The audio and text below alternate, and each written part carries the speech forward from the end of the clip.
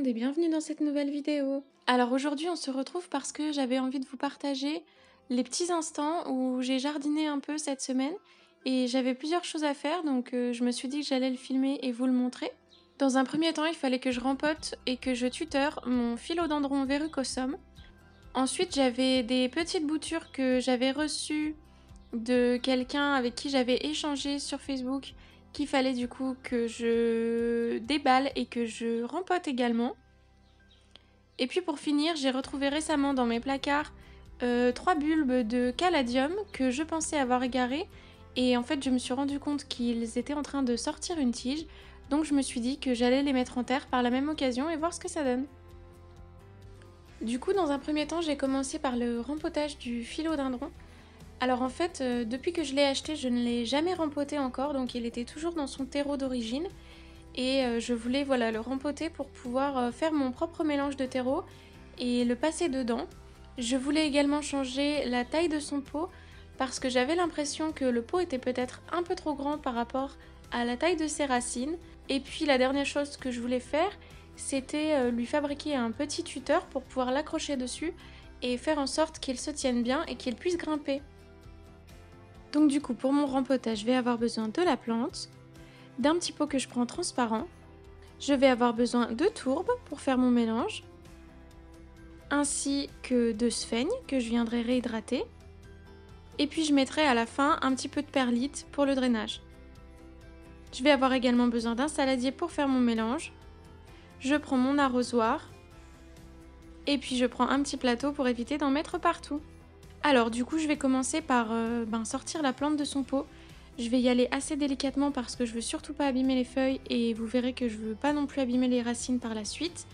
Donc voilà, j'essaye de faire coulisser la terre vers l'avant pour pouvoir tranquillement retirer le pot. Je bloque le surplus de terre avec ma main et je maintiens bien les tiges pour être sûre de ne rien casser. Et puis tranquillement, je vais pouvoir retirer le pot et enlever toute la terre que je ne souhaite pas garder.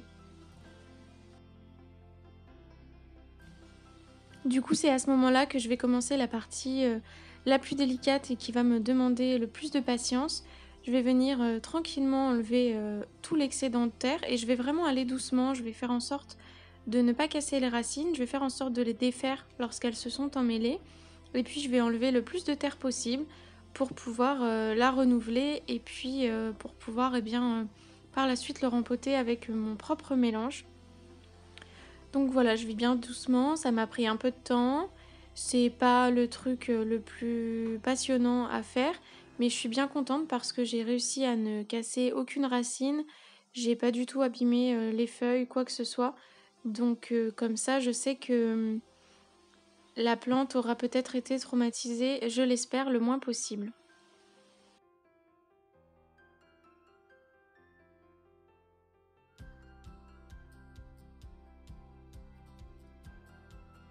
Donc voilà, je vais faire ça jusqu'au bout, jusqu'à pouvoir enlever la totalité de la terre, jusqu'à pouvoir séparer les deux pieds parce qu'en fait il y avait 2 pieds dans mon pot. Donc je vais les séparer, je vais bien nettoyer les racines et puis ensuite je serai prête pour le rempoter.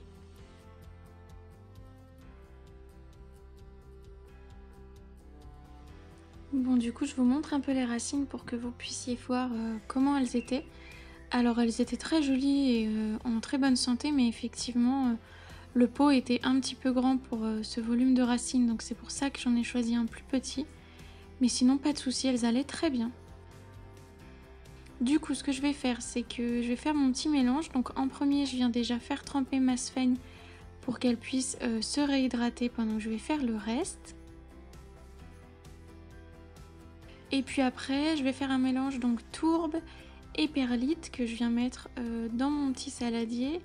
Et au niveau des quantités, vous allez le voir, je vais le faire au fur et à mesure. En fait, je vais ajouter un petit peu de perlite, je vais mélanger, je vais regarder ce que ça donne et puis si besoin, j'en réajoute et jusqu'à arriver à la quantité que je souhaite et avoir un drainage qui me paraît correct. Et puis une fois que j'ai fait ça, je vais venir ajouter ma sphaigne à mon mélange. Donc je prends le temps de bien l'égoutter avant de la mettre dedans. Et puis voilà, pareil pour la quantité, je le fais à l'œil et lorsque j'estime qu'il y en a assez, je mélange le tout.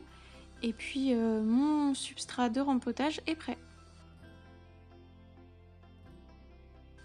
Du coup, je vais venir mettre ma plante dans son nouveau pot et son nouveau substrat. Alors je mets un petit peu de mélange dans le fond du pot.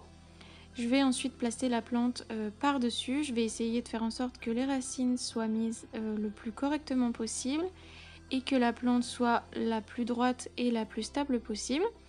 Et puis ce que je fais, c'est que de façon très classique, je vais venir combler le reste du pot avec du terreau. Je tasse, puis je rajoute du terreau, puis je tasse à nouveau et je rajoute du terreau. Et je fais ça jusqu'à avoir complètement recouvert toutes les racines. Et puis jusqu'à arriver à peu près au niveau du rebord du pot. Je laisse toujours un petit centimètre de marge. Et puis voilà.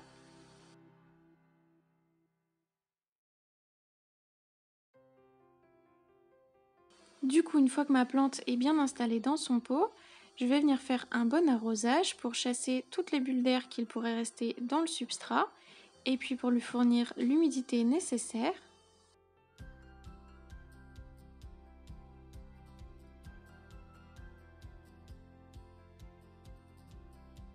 Et quand c'est fait, je vais commencer à réfléchir à la manière dont je pourrais positionner mon tuteur puisque je vais lui fabriquer un petit tuteur pour qu'elle se tienne.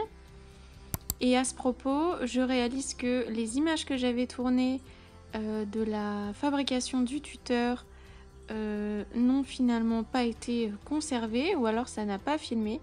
Du coup, je ne pourrai pas vous le montrer. Ce sera l'occasion que je vous en reparle plus tard et que je vous montre peut-être comment j'ai fait plus tard. Mais en attendant, je vous montre du coup le résultat. Donc voilà, en fait, j'ai fabriqué un simple tuteur à partir d'une baguette en bois. J'ai mis tout autour de la sphaigne humide que j'ai accrochée à l'aide d'une petite ficelle. Et puis ça me permet quotidiennement de pouvoir réhumidifier la sphaigne de mon tuteur avec mon vaporisateur. Ça maintient une bonne hygrométrie autour de ma plante. Et puis j'espère que mon philodendron me fera de belles racines aériennes pour s'y accrocher. Alors du coup on va passer à la deuxième partie de la vidéo et je vais rempoter ces deux petites boutures de syngonium que j'avais reçues le jour même. Du coup pour ça je vais avoir besoin de mes deux boutures, de sphaigne, de mon arrosoir et de deux petits pots en plastique.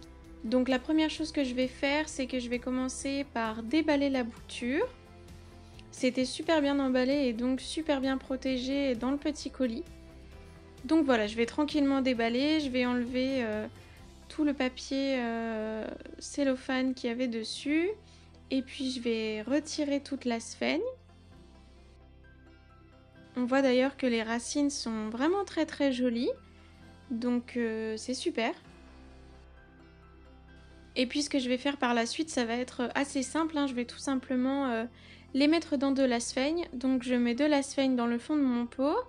Je viens placer ma bouture de manière droite et stable. Et puis je complète le reste du pot par à nouveau de la sphaigne. Je les mets en sphaigne parce que ce sont des boutures qui à mon avis ont jusque-là grandi en eau. Et je voudrais faire en sorte que la transition soit assez douce pour elles, donc je passe par une étape de sphaigne avant de passer directement en terre.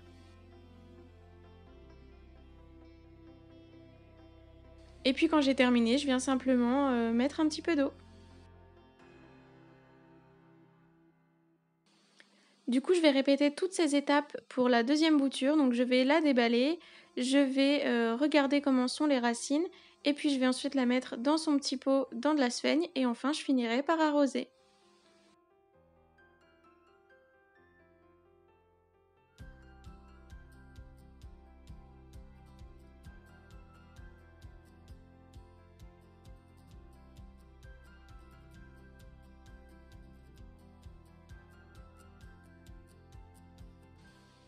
Et voilà, du coup je vous montre le résultat. Mes deux boutures sont rempotées, elles sont vraiment super jolies, je les adore autant l'une que l'autre. Et du coup elles vont rejoindre mon étagère à boutures. et elles vont pouvoir être au chaud et à la lumière sous ma lampe horticole.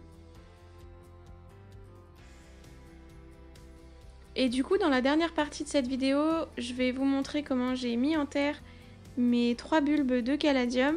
Alors en fait, ils étaient dans le noir, dans un placard. Je les avais complètement oubliés et c'est quand j'ai fait du rangement que je les ai retrouvés. Et comme vous pouvez le voir, eh bien, sur les 2 plus gros comme sur le petit, il y a des petites tiges qui pointent le bout de leur nez. Donc je vais les mettre en terre et j'espère qu'ils pourront reprendre. Je sais que j'ai un peu de retard et que ce n'est plus forcément la saison, mais ça me coûtait rien d'essayer, donc voilà. Du coup, pour ça, je vais évidemment avoir besoin de mes bulbes. Je vais également avoir besoin d'un mélange de terreau et de perlite. Je prends mon arrosoir et puis je prends un petit pot en plastique et je vais les mettre tous ensemble dans le même pot. Du coup, ça va être assez rapide, hein. Ce que je vais faire, c'est que je vais mettre du substrat dans le fond de mon pot. Je vais tasser un petit peu et puis je vais venir déposer mes bulbes. Alors je mets d'abord les 2 premiers, les 2 plus grands, eh bien parce qu'ils sont plus grands tout simplement. Je recouvre d'un petit peu de terre et puis ensuite je vais venir mettre le 3e qui lui est plus petit et qui sera du coup un peu plus sur le dessus. Et de la même façon, je recouvre de terre et je complète jusqu'à ce que le substrat atteigne presque le haut du pot.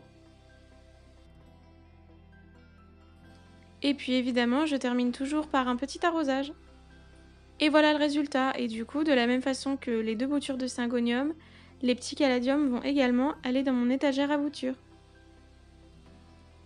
Voilà, c'est tout pour cette petite vidéo jardinage. J'espère qu'elle vous aura plu. N'hésitez pas à me laisser un commentaire et à me dire qu'est-ce que vous avez fait comme jardinage cette semaine par exemple. Je serais super curieuse de savoir. Et puis moi, je vous dis à la semaine prochaine pour une nouvelle vidéo.